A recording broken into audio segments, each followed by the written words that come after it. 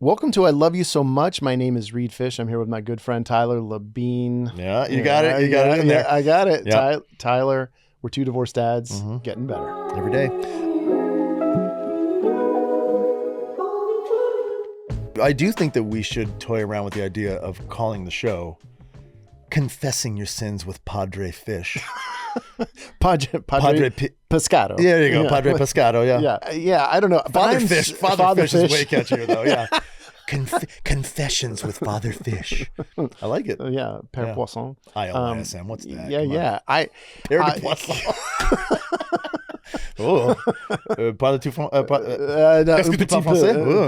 Usually on the show we do a little beginning confessional, and I think Reed, I'd like you to lead us off today. I'd be happy to. Confess, Padre. I confess to falling into not an old habit, but an old feeling that I've been trying to let go of. So I had an interaction with somebody that I used to be married to. It wasn't even that bad, but I think it was just like, there was just a tone of voice or a one sentence that just like crushed me in a way. And it put me back for a whole day in like this anxiety mode, or this, I was really feeling like when things were not going well in my marriage, and there was just days that were so hard, it just put me right back there. Right. Yeah. It was just like this muscle memory just kicked in. I know it well. I really did not like that. And no shade on her or anything. It was just the way, it's just the dynamic sometimes. And it just was like, oh God, I thought I let go of this. Right. And I didn't. And and that's a double whammy, right? Because you're dealing with the feeling of the crushing blow, but also the like, oh man, I thought I had moved past some of this stuff. Yeah. And I think it was twofold, where I was feeling like, oh, here I did a thing again that I messed up, and I'm a bad person and a bad partner, a bad ex-partner, and it was just like, deflating. Yeah. I think deflating is the word. Yeah. That's like really, really relatable, man. I was going to say, I think this whole episode might be a confessional episode. A little bit. I think we should. I think we should turn this into like an hour-long confessional, because we both put ourselves in extremely vulnerable positions doing this show. Maybe even more so than we knew. Yeah. And I'm saying that as a guy who kind of walks around as an open book. A public open book. Well, not until now. I mean, I've been like selectively publicly open, but this is sort of like, it's our podcast, and I've chosen to be as open in here as I possibly can. And the emotional, the vulnerability hangover, as we're calling it, has been real. And that feeling of like, again, this is no shade on my ex, but I knew that when she heard this and saw our Vortex article, she was probably going to feel a certain way. And my confession is that I did it anyway. I came in here and I decided to, and that sounds worse than it is. I didn't come in here and go like, I'm going to throw her under the bus, because I didn't. I really sang her praises, but I also exposed a couple of things that were a little difficult. Yeah. And she brought to my attention that there are things that I said in here that maybe I might want to consider if my children ever hear it. Sure. And that had occurred to me, but my confession is that I got caught up in this moment in here in this dark room with these very supportive people we work with who want the truth and the vulnerability. And I think I'm feeling the whiplash, the hangover from being a little too flip about other people's experiences in here. It's the hard line to walk. And I think now, and to set the stage for our listeners, I mean, we've recorded, a few episodes have been released. We've recorded more that haven't been released, and I think we do want to talk about how it has gone for us for sure. Now that the podcast is out in the world, and how people close to us are taking it, and how, strangers are taking it. And the first episode came out, and we recorded an episode that same day. That was in a very emotional episode that will have come out by now with Ethan Suplee. That for me was like, the most emotional episode we've had. And man, it just like, And we recorded that the day we premiered. Yeah, I just remember, it was a lot going on. And that afternoon, we put out that reel where you were really where you were like, "Hey, I cheated on my wife," and whatever it is you said, and it kind of blew up. It got a ton of views, and that was you. And I was just sitting there going, So it was really, I wasn't that vulnerable in it, but I still felt it. There was just a pit in my stomach. Yeah. And in a good way, but also in an uncomfortable way. Again, the line we're walking, like you said, is complicated. It's nuanced, and like that kind of culpability about me ending up being duplicitous and unfaithful. Like, I'm okay with that. That has been discussed and exposed, and it's not something that I'm hiding. I don't have many secrets. But where my hangover came in was like, what we talked about even was like, hey, we're only going to speak to our own experience. Yeah. And then in the period of like one episode, I like basically threw my dad under the bus. And here's the other thing I want to confess to, and this is really uncomfortable. And I don't know totally how to put this into words. And some people might be like, oh, I don't like this guy very much. I find myself in some of these episodes really embellishing some things. And I wouldn't say that I'm making things up, but the way that I deliver a story is like kind of for dramatic effect. Yeah, and I'm not changing details.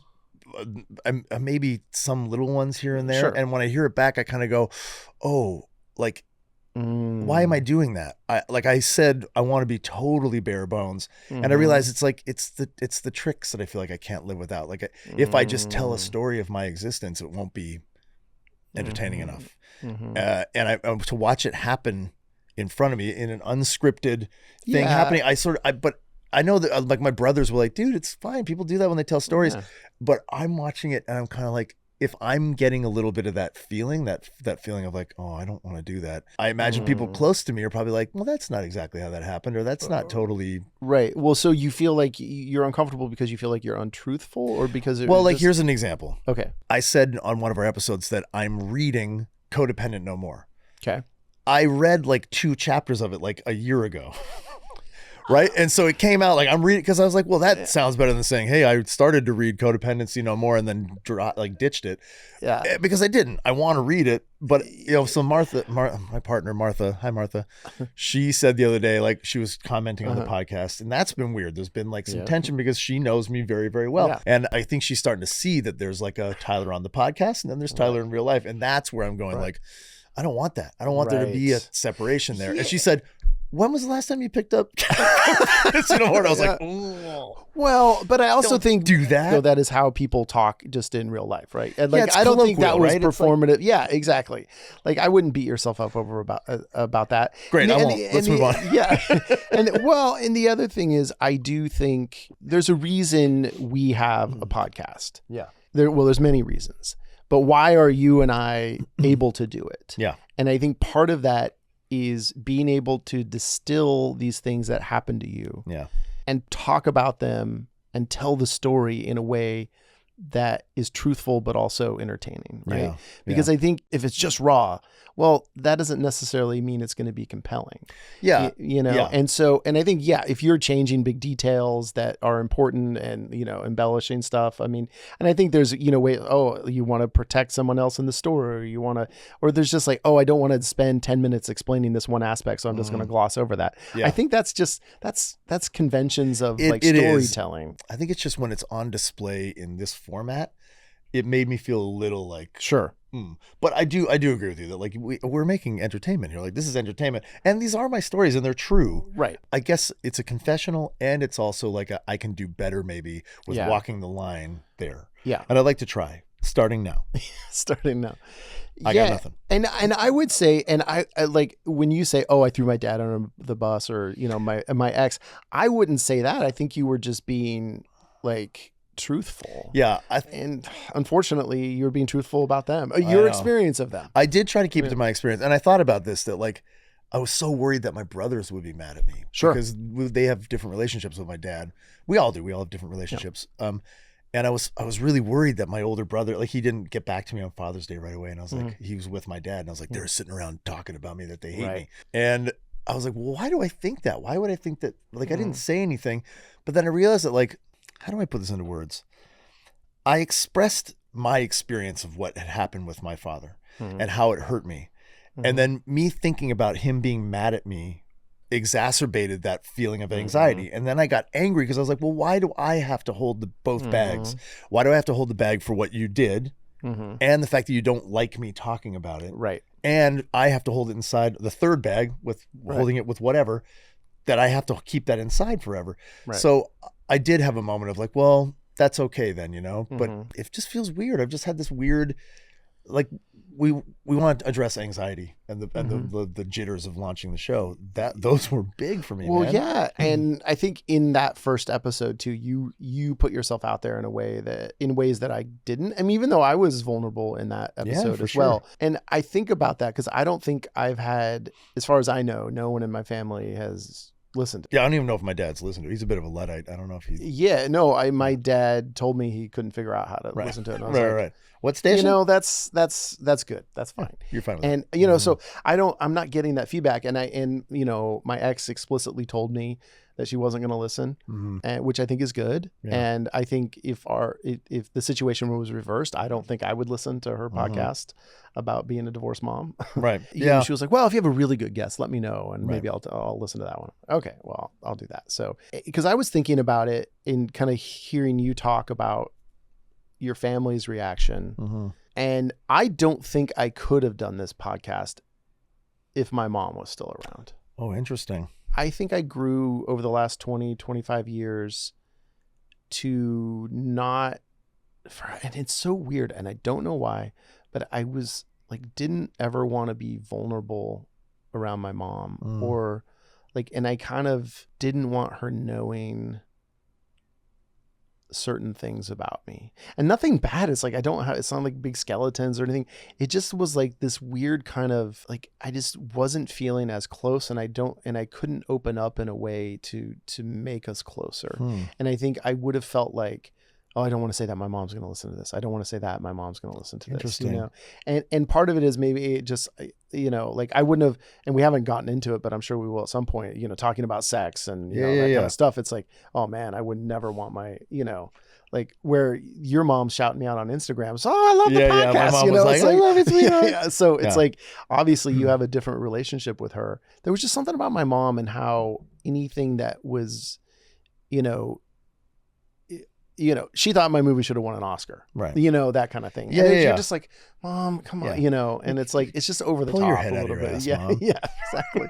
You know, you're like, nah, Mom, I don't think. Yeah. I appreciate you being proud of me, but it's just a little. Your perspective, like, you know, we just, you know, I feel like my brother and I just kind of walked on water a little too much in her mind, and so then it made me like just want to be like, because everything I say, you got to be like, kind of perfect for her. Yeah. No, I don't have to be. She would think no matter what I did, I was perfect. Yeah. You know? And that's just it made me uncomfortable. Yeah. I mean, I had a very similar experience with my mom. Like being a mom was like that was it for her. She loved it. It was like, you know, and I know she had other dreams and aspirations, but being a mom for her was a huge, you know, lifelong journey, and she loved it. And she doted on her 3 sons incredibly. And it was the same thing. Like I could do no wrong. I could really do no wrong. I was perfect. You know, I was not perfect, believe me. Yeah. I know. And so I had this like need to disappoint my mom. I wanted to like break that cycle and do things that made her upset with me. And I spent many years doing that, where I was like trying to break this, like, I'm not your perfect little boy. I was definitely the black sheep in the family, and I went way out of my way. So as a result, I have this relationship with my mom now where she's seen me completely. And this is why I'm getting at with you is like, so I'm not afraid to say things, especially around my mom, that are vulnerable. And it's not even necessarily the way that she has like modeled it for me. She's become a much more vulnerable human being, but that wasn't exactly modeled for me. But because I broke it all open in front of her and did all the good and all the bad, got the tattoos to prove it. Right. I mean, my tattoos say all the good and all the bad. Not that I have tattoos. I feel like this total freedom around her more than anybody in my life. That I know she'll watch this, even if it's uncomfortable for her. She'll be like, right on, man, good for you. Right. And you have the other thing. Your mom doted on you like crazy. You could do no wrong. And yet you're afraid to be totally vulnerable around her, even though you know she would love you for it. Of course. No, absolutely. What happens there? I honestly, I don't know. it just got, at a certain point, just got hard to open up to her. And I think my brother has felt it too. Okay, I should not talk about his experience of things, but I don't get a lot of emotional vulnerability from him either. So, and I don't think she did. So you just don't have like a team. You don't have like a vulnerability support team. I mean, not in a way. Yeah. Yeah. I and I feel like with my dad, he was, in this last year, my mom passed, and then as I was splitting up with my wife, I mean, he's been very supportive and very, but we haven't had like long heart to hearts about it. That's just not the style. Yeah. That's what I mean. But, like you can be supporting someone, but also, to let someone totally bear it all in front of you is different, right? Mm-hmm. Yeah. And I don't think, like I've bared it all in front of my dad about getting divorced. Right.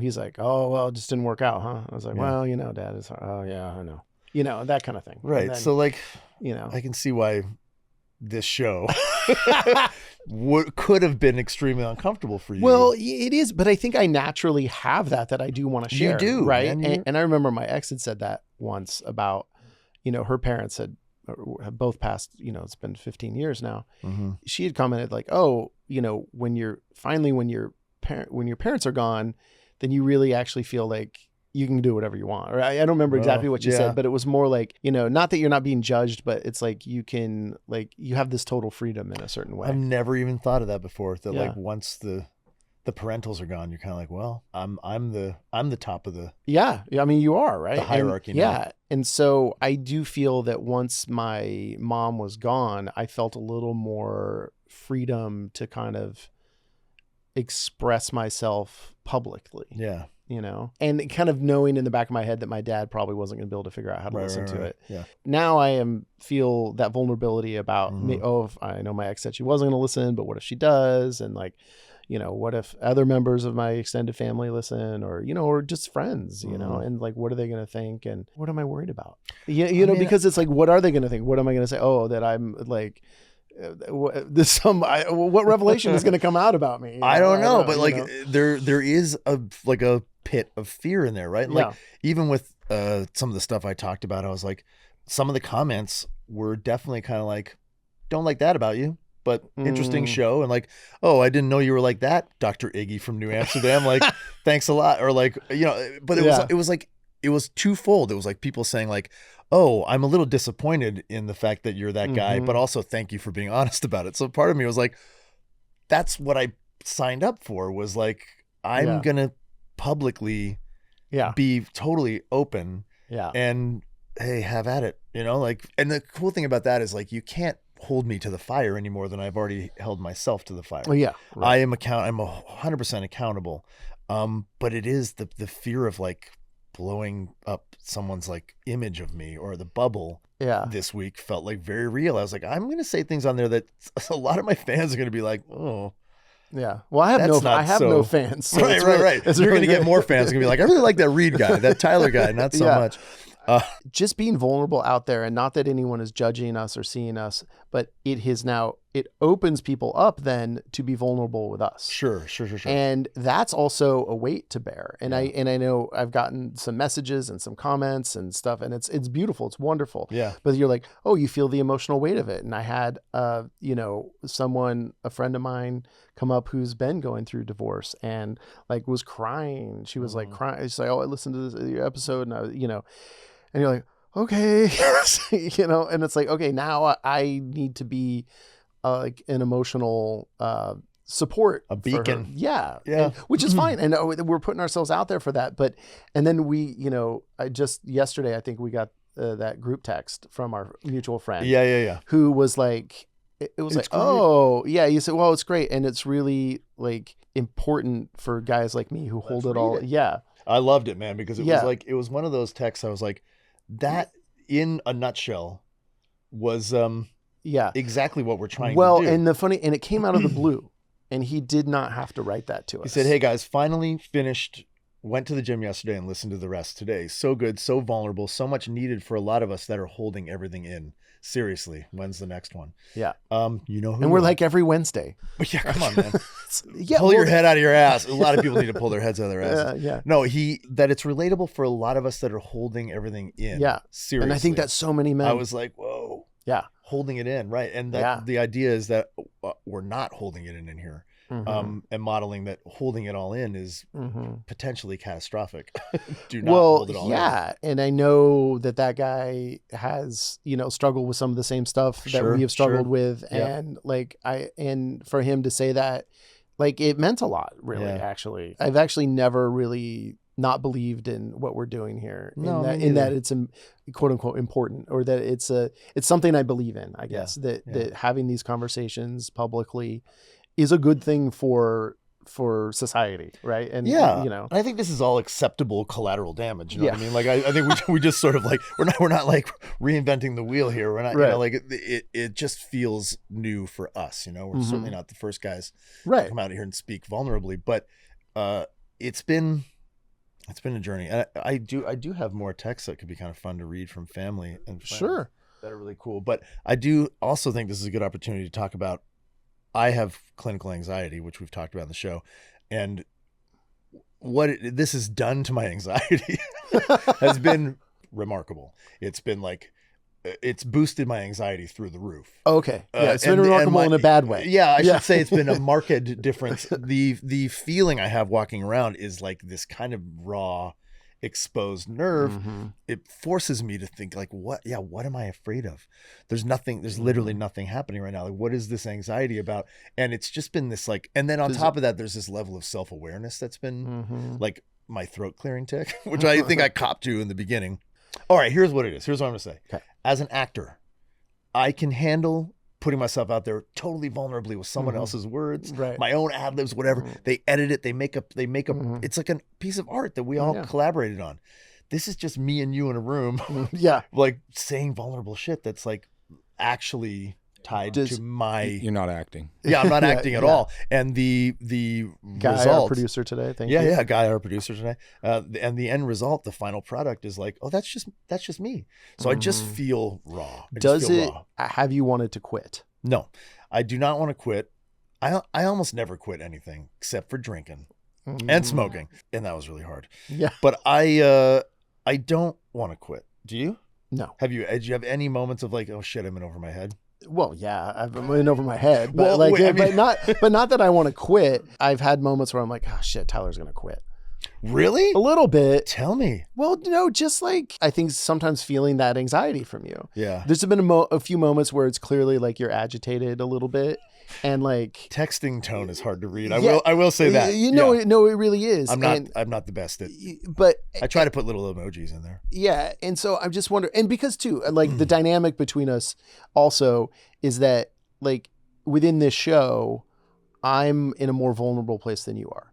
Yeah. Because you're the bigger name, and at any moment you could get a big TV show, a big movie, and you go off and do it. You've definitely left yourself more exposed. Yeah. And leave me in the dust. But I truly believe you wouldn't do that. And even if you're going to get a big movie, we're going to figure out a way to still do the show. I really, truly believe that. But in the back of your mind, you're like, well, yeah, but if he's going to, if he's starring in a new sitcom that's, a big hit, is he really going to want to do this? Yeah. And I have to trust in that. And so I always feel, I think, in relation to the show, a little bit vulnerable because it can feel to me it's at your pleasure that we're doing this. I'm just dipping my toe in and I could just. But I think that's my own anxiety.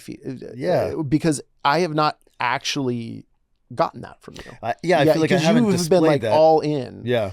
But because I have that anxiety in those moments when in any project, in anything we do, there's going to be moments where you're unsure or moments where you get agitated or whatever. Yeah. So I'm reading into those because of my own anxiety. For sure. And that's where the text tone comes in. You can read anything. There's a great Key and Peele skit. Yeah. He's reading texts from Keegan. Yeah. And he's just reading it all wrong. And it's by the end of it, he's like, well, this is it. End shit, buddy. And get into a fight. Exactly. Can you guys talk a little bit about things you might do outside of therapy to manage this anxiety? For you guys sure. are dealing with? We have some stats drinking. here. Yeah. It For used me- to be a lot of drinking. Well, I can still drink. So Well, here's a stat right here. In the past year, 43% of U.S. adults reported feeling more anxious than the previous year. I wonder why. yes, what possibly could have been happening? Not sure. That coincides with something big, I think. The notable increase from 37% in 2023 and 32 in 2022. That's a big jump. Yeah. 37 to 43. So anxiety in general, I think, in our society has Yeah. obviously gone way up. For someone who has dealt with anxiety and has gotten sober and is on medication. So outside of medication, which I have to take like the saddest anxiety medication of all time, it's called buspirone. It's like this archaic drug that really doesn't do anything. It's more placebo than anything. But because I can't take the good shit, because I'll get addicted to it. So I take this very old fashioned drug called buspirone. That's like a slow, you don't even feel it working. It just, after like 4 weeks, I was like, what is that? I don't feel like I'm breathing through a giant hole in my chest. That's how my anxiety presents. Like I have a sarlacc pit in the middle of my chest, and I can get not enough oxygen and too much at the same time. So my anxiety coping mechanisms, and this is really cool. I watched this little interview recently of this doctor from like the 70s. He's on like a Charlie Rose type show. And he says that anxiety, and I know this, anxiety is actually an important tool that we have, right? It's trying to tell you something. You can't just ignore or run away from your anxiety. You can't just drink it away. You can't fuck it away. You can't, you can try. You can try. You can try to meditate. He was a big believer in meditation too, but he's like, I do believe that anxiety is a largely misunderstood feeling that we have as humans that's indicating that we need to create something. We need to create. We need to do, and not do something by way of consumption or tidying your house or painting the shed, whatever it is. You need to go make a thing. You need to go be creative in some capacity. And he's like, he talks about it more in depth, but that's sort of the genesis of what he thinks anxiety kind of was born from, was this large feeling in society that like, you can't monetize a thing, you don't get to do it. You don't do it. That's a waste of your time. So we put these creative endeavors off to the side because it's not something that brings us money, or it doesn't bring us. That would explain the influx of podcasts. Right. Yeah. If so many people are feeling anxiety, then everyone's starting a podcast, including us. But absolutely, starting this was part of having kind of societal anxiety for me. Sure.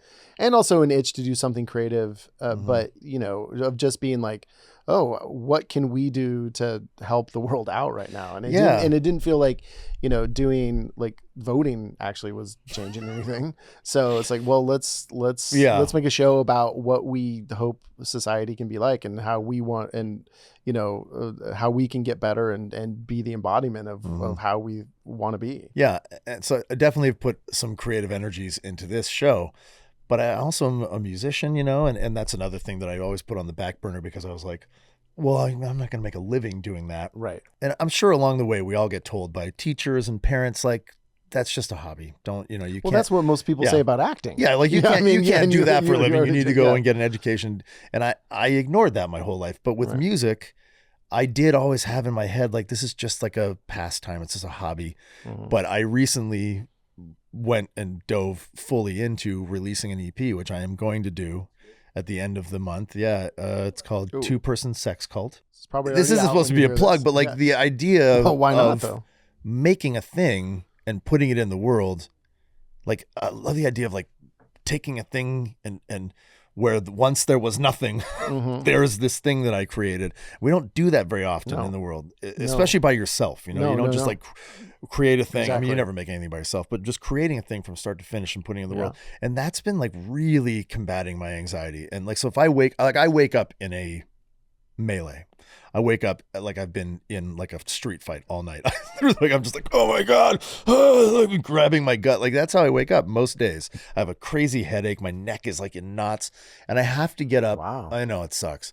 And I have to get up and start the day because I have children I have to do. And so that's good, doing that, getting them, having a routine, but then it's still there, this feeling, this like nagging feeling of anxiety, like something bad is going to happen or however it presents for you. And then if I make music, if I sit down and make music, it's like I'm not thinking about it at all.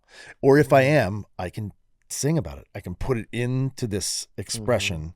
And in a lot of ways, it feels like putting it on like this magical train that kind of, and then I send it off into the sunset. It's like a creative outlet. A Yeah. release. I mean, it's a long-winded way of saying be creative, whatever that means to you, to create a thing from top to bottom and have it. And there's the thing I made. Well, yeah. And I think sitting here right now, I don't feel anxiety. No, I don't either. You know, and I don't Yeah. think I have in any moment in any show that we've recorded. Is it because of my baby blues? Yeah, because of those. It is. Because I just think about the benefits of the show. And I think when I'm sitting here, I feel it. And I've thought a lot about why is it in podcasts and in ours and I've seen it happen over and over again.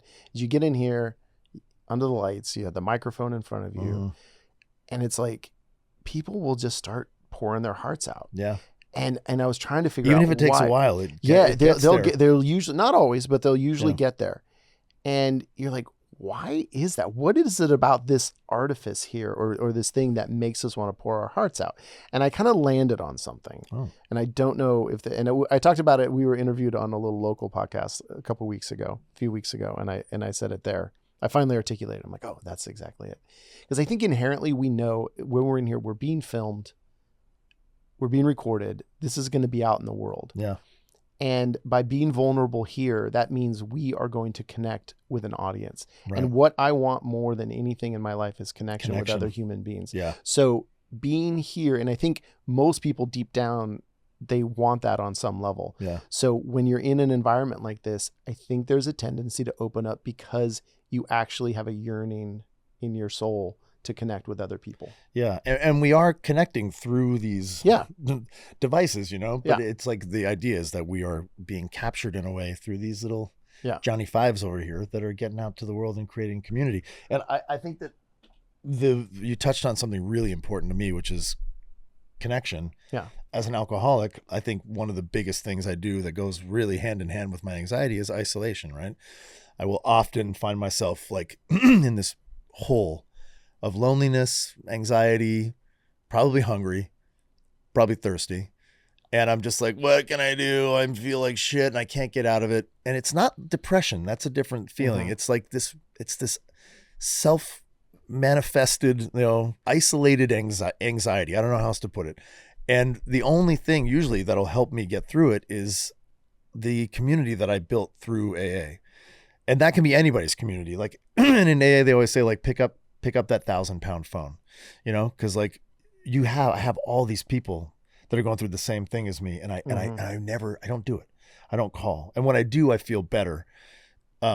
Just simply because connection, I think with somebody, we really, not only do we crave it, we need it. And why is it so hard sometimes to find connection when on a basic level as humans, it's what we need. We need connection, and yet we put it off for other, for career endeavors, for whatever it is. We put off connectivity and community all the time, and then it becomes hard. And I'm like, why would it be hard for me to call my brother? Why would it be hard for me to call my sponsor, who literally has said 1,000 times, "I'm here for you. Anything, call me any time of day," and I still don't do it. I sit there and look at the phone. And I go, no, I'd rather just sit here and feel lonely. And then there's those moments in life where maybe a passing of a family member, like you guys talk about, and all that can wash away for a moment. And you're like, why can't it just always be like this, where we're open and free and sharing? Yeah. Or that's a lot of times what drinking felt like to me. I was like, why do I have to drink a fifth of vodka to get to this honest state? Yeah, it's weird though, but that basic human need of connectivity and community seems like it's getting farther and farther away from us, Yeah. Even though we're more connected than ever, but not. Right, of course. Yeah. I mean, that's the old thing. It was like the more digital connection you have, the less it can feel like the less you have the real. Because I think digital connections can be real. I don't want to downplay that. No. But I think in-person community and connection is super, obviously, super important. Well, I see you doing your community Oh, outreach through you just I can tell you love connection because you connect with people. Is it hard for you to pick up the phone or to start up a conversation with somebody, or are you naturally just very keen? I don't know. I mean, I've gotten out of the habit of calling people. I used to call people all the time. It's just now though you text or I think I'm definitely usually if someone calls I'll pick up, great, but do I call? not as much. That's something I want to do more, or even just to text and say, hey, you want to meet up for a drink tonight or something to somebody. I'll usually go if someone asks me. Yeah. But it's very easy for me to connect with people when I just run into them. Yeah. Like when you see someone you know in the world, and I don't know why I do this, man. Like I have to have a negotiation with myself that like me approaching them isn't going to be a burden or on them. Or that they're going to be like, oh, yeah, that guy. Yeah. Or whatever. Yeah, so I'll see people. I'll even see people that I know will be excited to see me and are friends of mine, and I'll like kind of want to hide. Yeah, and I won't go talk to them. Yeah. And it's weird because I think people see me as a very social guy. Yeah, for sure. But it depends on when you catch me. Like I can get into like a real cricket I'm that mode, way too. It's like, it'll be, oh God, I don't want to talk to that guy, Yeah. and so I'll try to pretend like I don't see him at the supermarket or Yeah, whatever. but it could be someone that I really like, and I'll still of course, be like, Well, we don't always have the time or the emotional capacity for a conversation, right? Like, and I find myself, I can't really have a conversation with them. I only have 2 minutes, and then all of a sudden we end up talking, and then I'm, getting deep into something. I'm like, oh shit, I got to go because it's like when I start talking to someone, it can't just be, well, what are you doing this summer? I mean, it has to get into. That's the other thing. I don't like small talk. So running into someone and having like a little like, hey man, we should do something sometime is like so fucking repetitive, and it happens all the time, especially at drop-offs and pickups. And you're like, hey man, we should do something sometime, and then you just don't. Yeah. Since we're talking about anxiety and social anxiety, do you remember? Because I remember very vividly the first time I sort of became aware that I had anxiety, that I wasn't just like a nervous kid or like, it was like, because you don't really struggle with like anxiety. I don't think I wouldn't say I'm super anxious, but I can feel it for sure. Yeah, for sure. So like I've had hospitalizations from panic attacks, anxiety attacks. Right.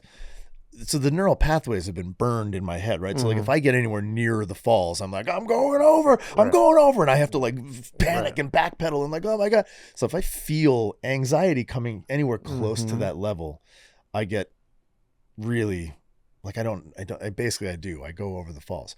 But I remember the first time I had a panic attack. Maybe some people would like to hear about this. I don't know, but I'm just going to tell you. Like, well, yeah. So I had moments my whole life that I called fast forward head. Fast forward head. So I would be like, let's say like out of the blue, I'd be washing my hands in the bathroom, and all of a sudden everything would be like this milky, almost slow motion feeling of what I was doing. But inside my head, it was just like, bang, bang, bang, bang, bang, bang, and a lot of it was negative, like, oh, motherfucker, fuck shit, fuck, like, fuck you. And I'd be like, what the fuck is happening? And my hands would be moving slower and slower. And this happened a bunch of times in my life. Like since I was like 8 or 9. It's not like always like a string of expletives, but it would just be this like anxious, fast moving, angry. And I thought, oh, there's like a demon in my head. There's something going on here. And then fast forward to, I'm like 37 years old, 36 years old. I'm in Atlanta shooting a movie. One of the high points of my career. I'm doing a movie with Melissa McCarthy and Peter Dinklage and Kristen Bell and everybody. And I'm drinking like a maniac because it's like at the height of my alcoholism. Isn't that funny how those coincide? Like the height of my career and the height of my alcoholism. Yeah. And I remember going to wait out front of the hotel for my van, my transport. And I just had this like feeling of sort of floating outside of my body, which I think people have often talked about. But it was coupled with this feeling that like my hands were missing and they were just these exposed sparking wires. I was just standing there kind of like having these like crossed connections just like sparking out of my hands. And I was like watching myself sort of outside of my body, and I broke out in this cold sweat. I thought, oh my God, I'm gonna throw up. And I ran inside to go to the bathroom. I thought, I'm just hungover or dehydrated. And I just went there and like and dry heaved for like, I don't know, 5-6 minutes. And I was like, well, that's not doing anything, and tried to chug some water. And then I went back out and my van was there, and I got in, and I'd been driving with this guy, Mario, for a long time. By that point, like 3-4 weeks, he'd been my driver. And I got in, and he was like, hey, let's go. And he started talking. He put on the radio, and he looked over at me one point, and he was like, you're not okay, are you? And I was like, no, I don't think I'm okay.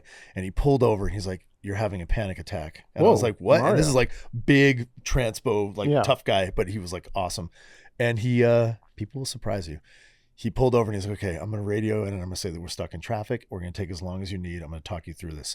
And we just sat there on the side of the road in this 18 passenger van, me and him. And he was like, put on some calm music. He talked me through it. He talked me through breathing. He was like, is this the first time you've had one of these? And I was like, yes. And he was like, if we need to go to the hospital, we will. And he just talked me through it gently. And I finally came back into my body. I was looking at Mario and he's just like, okay, you're back. Like he could tell I came back. And after that, every time I ever got close to that feeling of anxiety again, I ended up basically in the hospital. So it was like, it just, this pathway got burned in my head, and it like just felt like this open door, this like chasm that if I fell into, I was going to go all the way through it. But in that first moment when you're waiting for the van, was there something that was triggering that anxiety? No, because you were just going to work. That you my do every body day. had been poisoned thoroughly from alcohol. Okay, but it was just a hangover. It wasn't like something out of the ordinary for me. But whatever had been sort of creeping in my mind my whole life, just found its way to the forefront of my mind and my psyche. So that little demon, the fast forward head that had popped up in however many hundreds of incidents in my life, instances. Finally took form, like took its full shape, it felt like, and it just like wrecked me, and it just took me to this place I just didn't even know that was possible. That doesn't sound very fun. No, and I've heard people talk about panic attacks and anxiety attacks before, and like everyone kind of has a similar but very different kind of story, but that's mine. Tyler, I think if anyone knows me, and you know me, you know that I'm not into slut shaming. And no, you're definitely not. When we talked about doing a candle collaboration, the first thing you said to me is, oh my God, that sounds the greatest thing because I'm a candle slut. I am a candle slut. And you know what I did? I accepted you. Yeah. I didn't judge you for that. You did not. Working with night blooms, which these candles, I mean, if you're going to slut it up, I would slut it up with these candles. I would rather not slut it up with anybody over night blooms. Yes.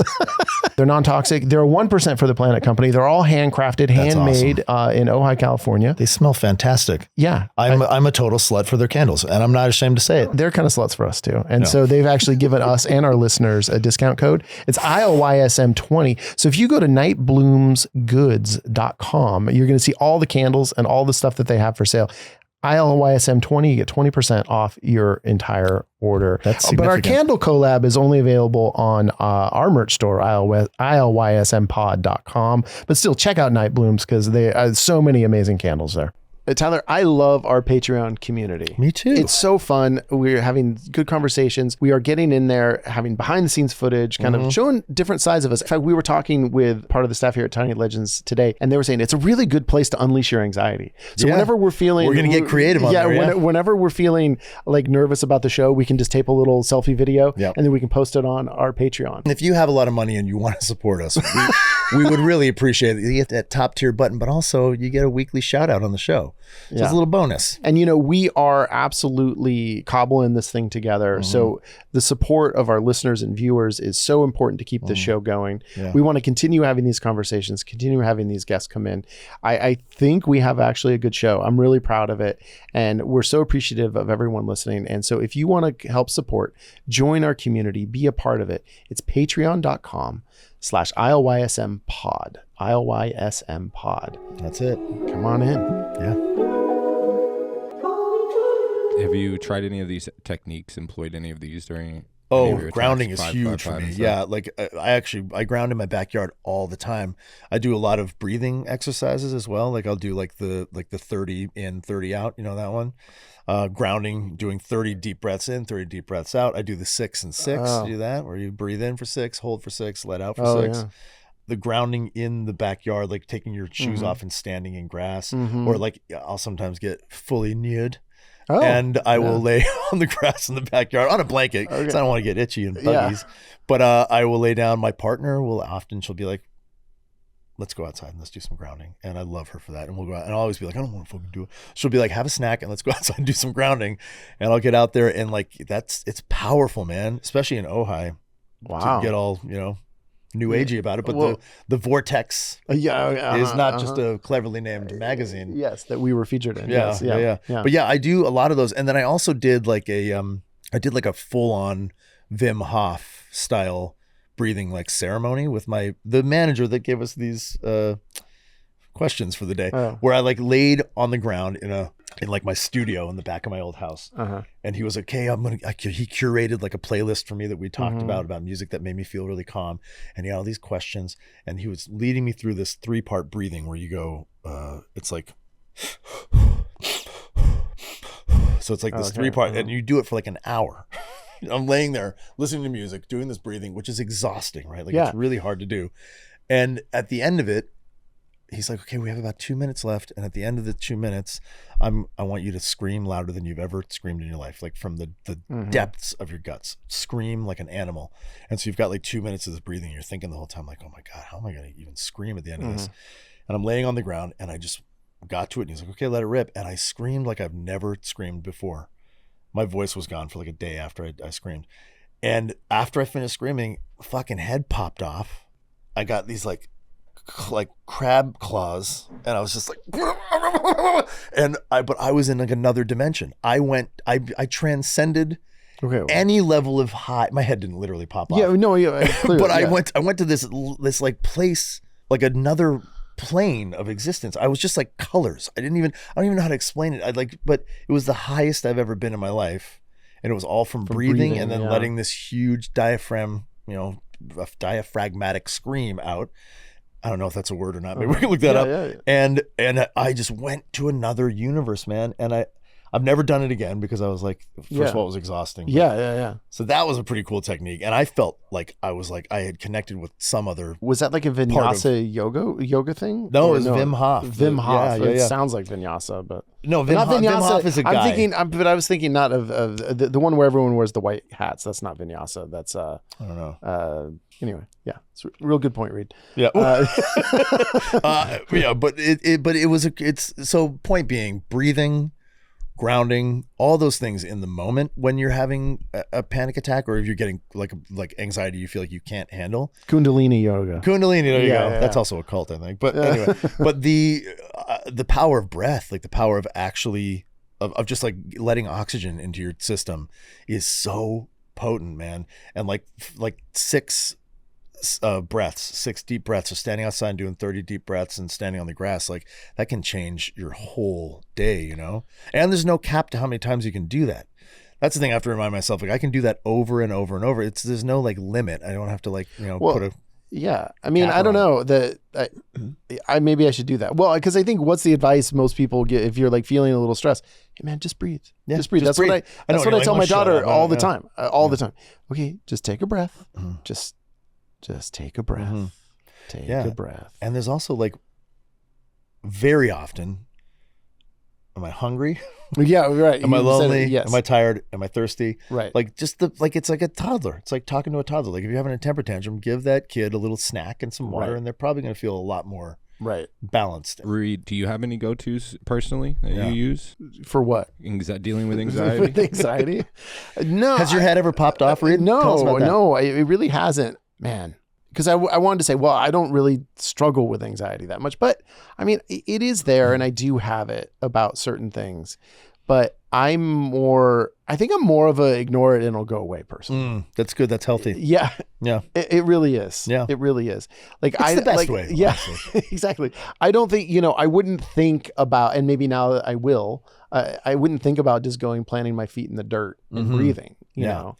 Because I would be like, it's going to get dirty, and that gives me more anxiety. Right. Yeah. No, I'm with you on that one. It's like it's always the last thing I want to do. Is like, you want me to go stand in the dewy, wet grass in my bare feet right now? And and then I do it, and I'm like, oh my God, literally, oh my God. There's like this like connection moment. I call it being on the beam. Like all of a sudden I'm like, I'm on the beam. I'm like connected with the universe. And I guess whenever I've done that kind of stuff, I always feel like, and maybe I don't have a buy-in in a certain way mentally, that I don't feel any different. And I think the things that make me feel different are time And maybe, sometimes if you have a good cry over something, which as much as I cry on this show, it's not like I just sit around in my real life, like just crying all the time. I'll get emotional like when I speak about things, but then I'll just like almost cry.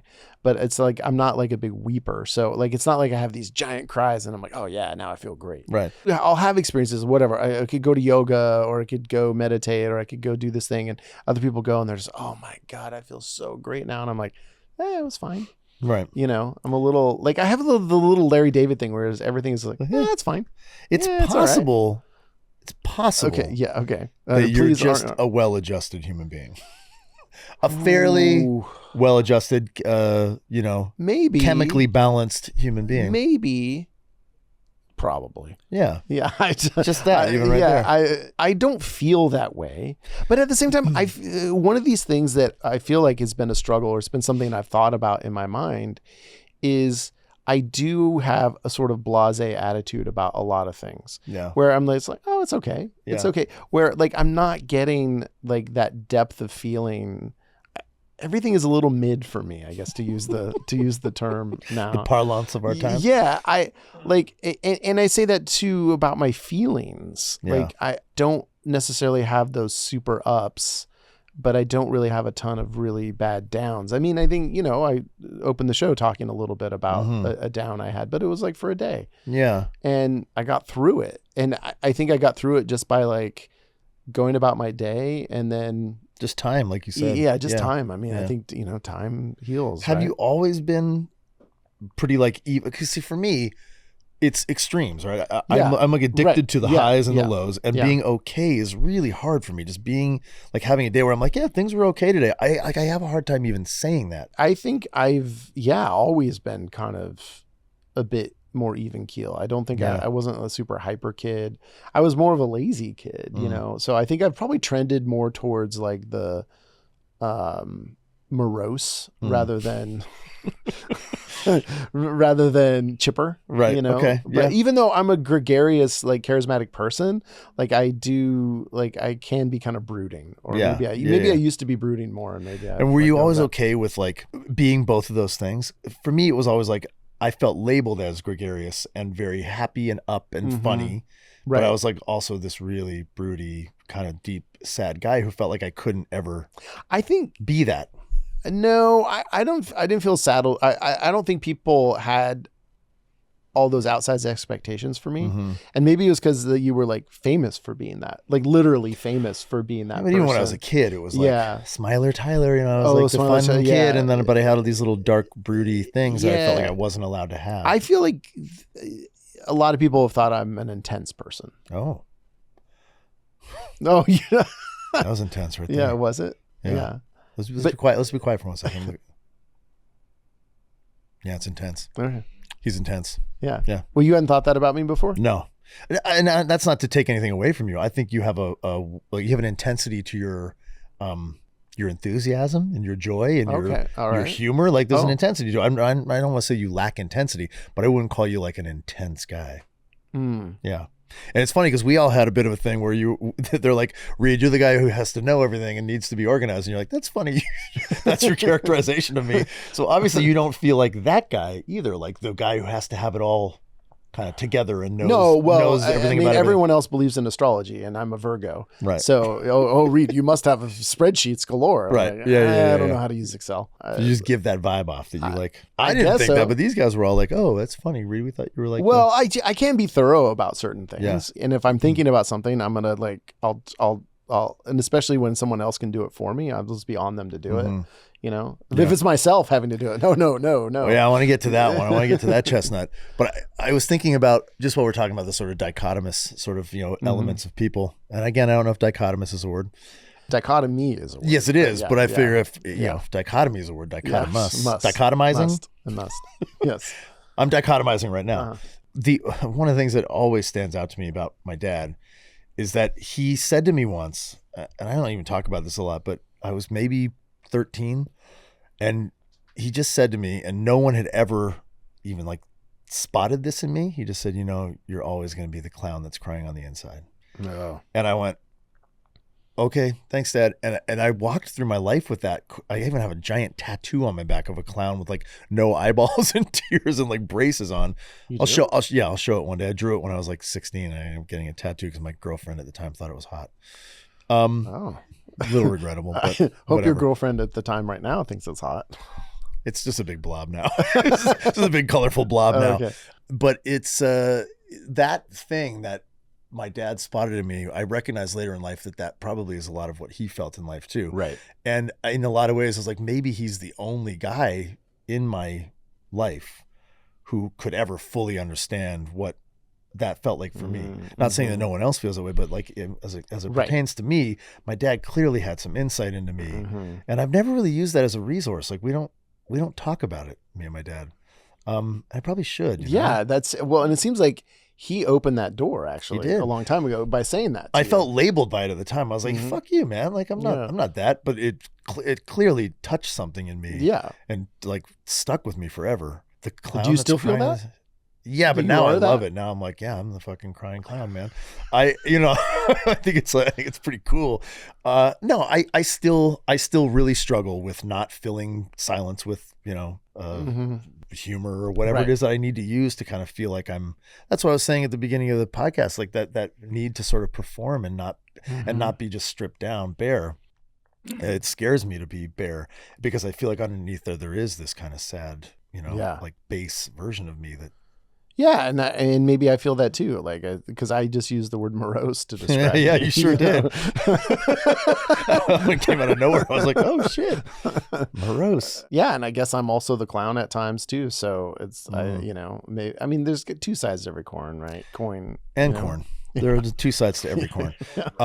Corn. Yeah, but so there's multiple sides if you go deep enough. One of the best things that I think I got to with one of my forms of therapy I was in was that there's the two sides to every coin theory, but it's like often they're oxymoronic. They're like, I call myself the insecure egomaniac. Yeah, sure. And I think a lot of people have that. My partner has one for her too. It's the hot shit heartbreak. So there's and so many people say, oh, I'm a introverted extrovert. Yeah. I hear that all the time. For sure. But it's just to take it a level further. Like I'm an insecure egomaniac, which I think wraps me up perfectly. I'm a little bit like I've overcompensated for the insecurities. I see that. You see it. Yeah. I wear that shit, man. I'm it's right there. Yeah. So I think that the two sides to every coin is like, I think maybe we're just all realizing that's all of us. We all have. Yeah. We're not one thing. Yeah. I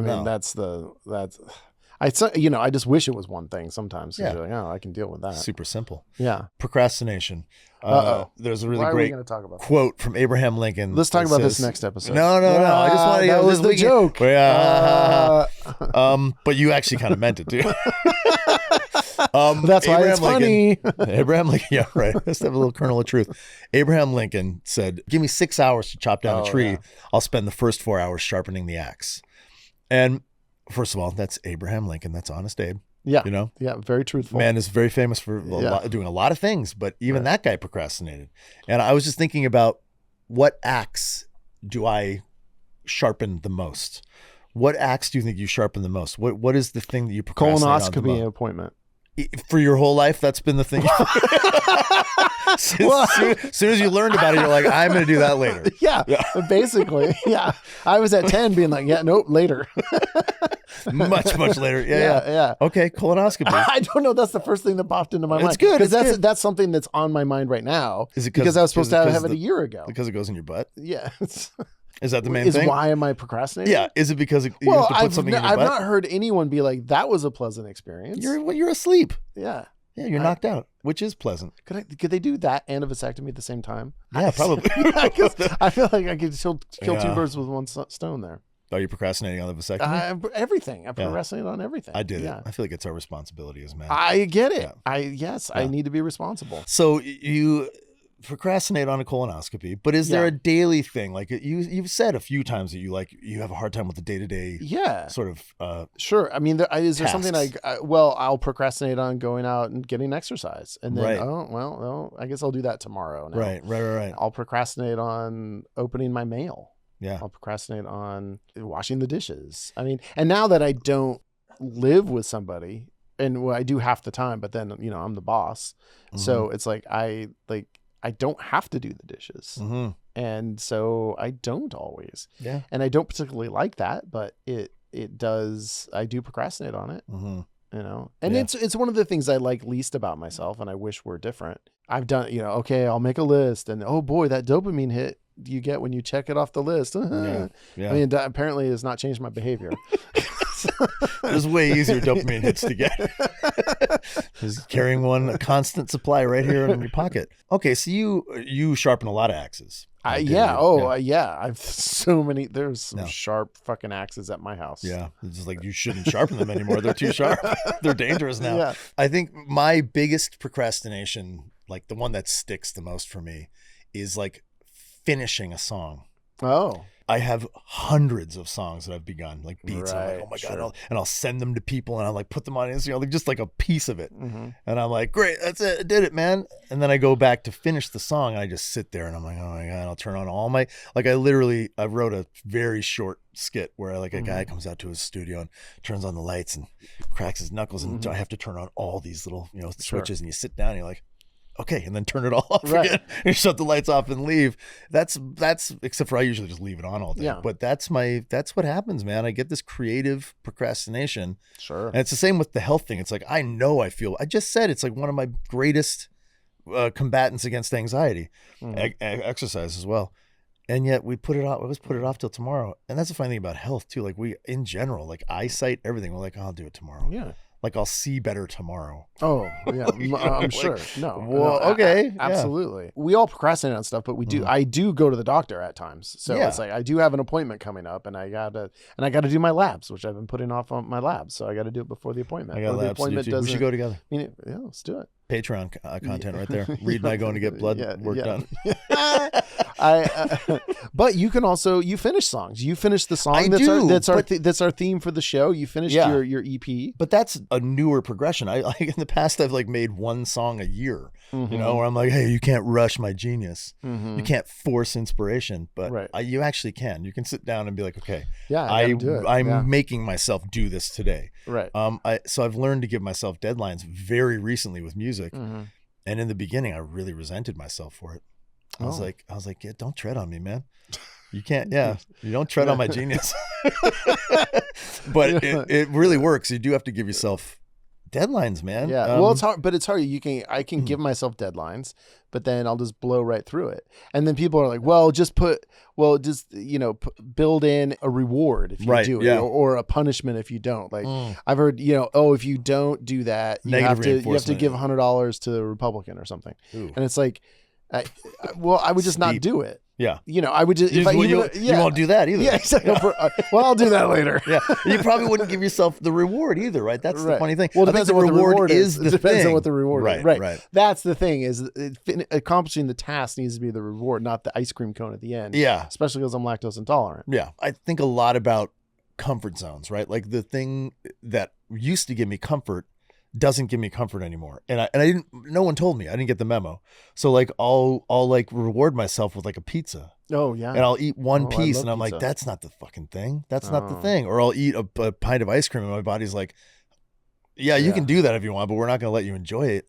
So now there's like this like tacit agreement between my brain and my body that I wasn't aware of, where it's like, you can reach for all the same stuff you used to for comfort, but it's not going to feel comforting anymore. So I've had to I've been like shoved out of my comfort zone, like pushed out of the nest, and I don't really know what my comfort zone is anymore. Well, because were you just taking comfort in food then? Well, but it wouldn't only be food. It could be masturbation. It could be sex. It could be watching a video. It could be going to the movies. It could be having a marathon of video gaming. Like these things don't make me feel comforted anymore. And so now it's more about finishing the thing.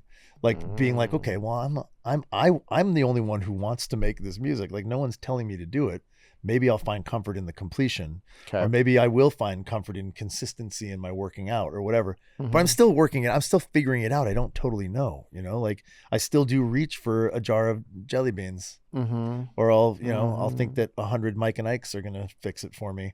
Specifically 100. Yeah. Right. Yeah. 100 of them. Yeah. I turn to like food for comfort probably, or, I still drink. So it's I can have a beer or some wine. Yeah. Good for you. Or a whiskey. Yeah.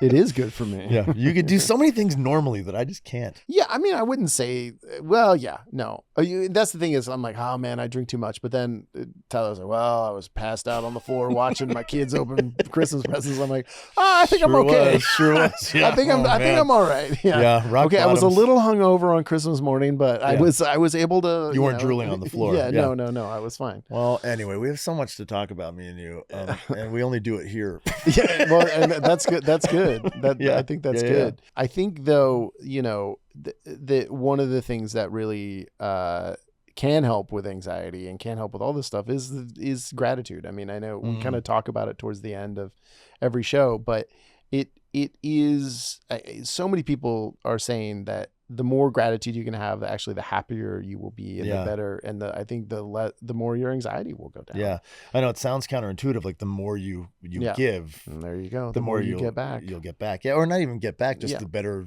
everything will feel.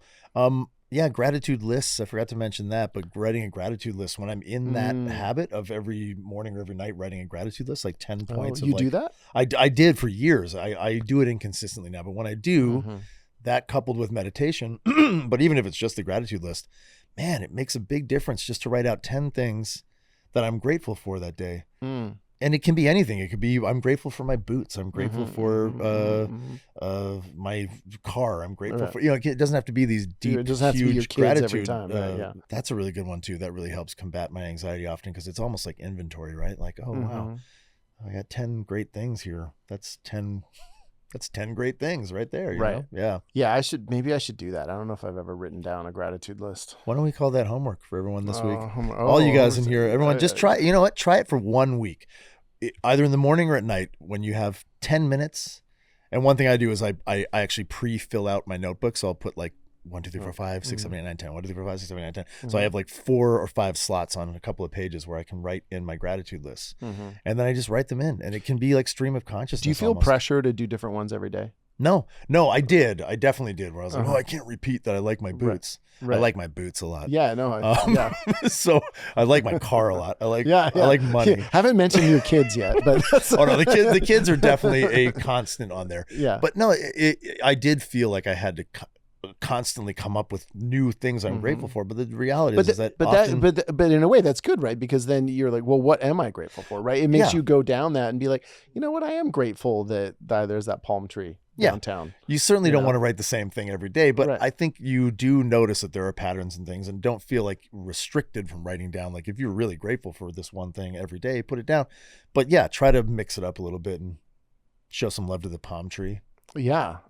Okay. The smell of wet grass. Yeah. Whatever it is, But I think number one on my list on the first gratitude list is Tiny Legends. Our producers, we love them all so much. Yeah. They're the best. And then actually, number 2. I got a few other ones. A tie for number 1 would be all of the people that have spent a portion of their day watching and listening to us. Yeah, absolutely. Yeah. And our supporters on Patreon, thank you so much. Huge gratitude. Thank you so much. Definitely, we're going to keep that content coming. And all of our audience. And I'm grateful to you, buddy. Yeah, you too, buddy. Love you, man. Love you so much, everybody. We love you.